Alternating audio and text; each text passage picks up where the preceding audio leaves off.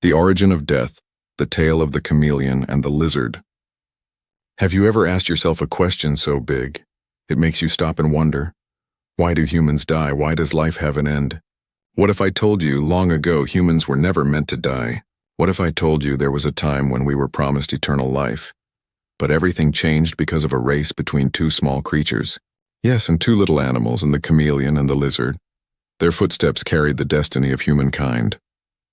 And because of what happened, we live, we grow, we love, and then we die. This is not just a story.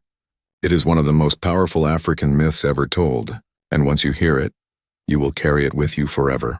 In the beginning of time, the world was new. The rivers were young, the mountains fresh, the trees still reaching upward for the first time.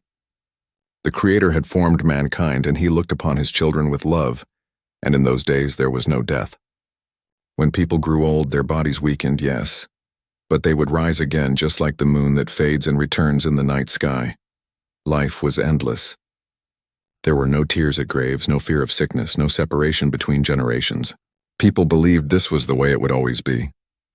But the Creator, in his wisdom, decided that the truth must be spoken clearly, so he called upon his messengers, and this is where the story truly begins. The Creator summoned the animals and said, "I have a message for humankind. Go and tell them they will live forever. They will die like the moon, but just as the moon returns, they too shall return. Life will not end." The first chosen messenger was the chameleon. The chameleon bowed slowly, his eyes blinking with wisdom. He began his journey. But as you know, the chameleon is slow. He moves one step at a time, he pauses, he looks, he thinks. On his way, he stopped to eat a leaf. He stopped to bask in the warm sun.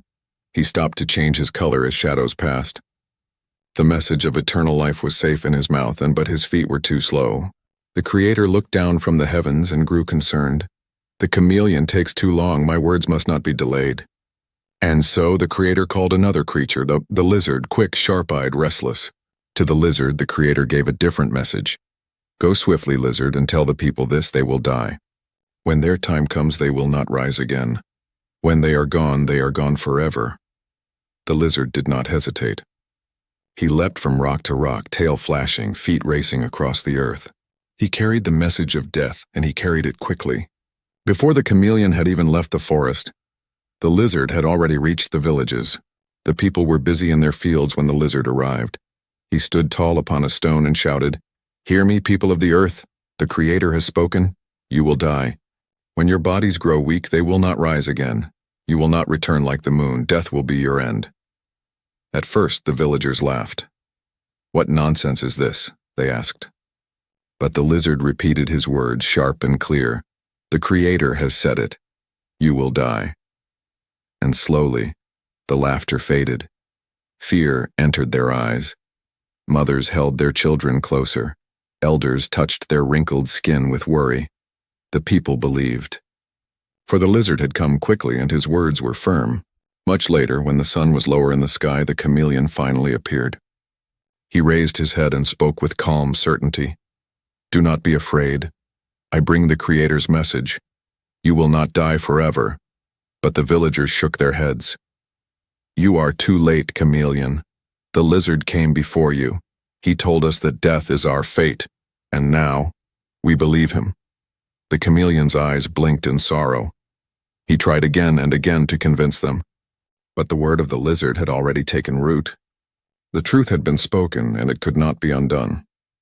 And so it was decided, not by the people, not even by the Creator alone, but by the speed of two messengers. From that day forward, death entered the world. No longer would humans live forever. No longer would the old rise like the moon. Life gained an ending, and with it came tears, graves, and sorrow. But something else also entered that day, a deeper meaning to life itself. The Bantu people tell us this story to remind us of something powerful. Yes, death was not meant to be. But because the lizard arrived first, we live with limits. The chameleon teaches us patience, the lizard teaches us urgency. Together they remind us, do not delay the things that matter.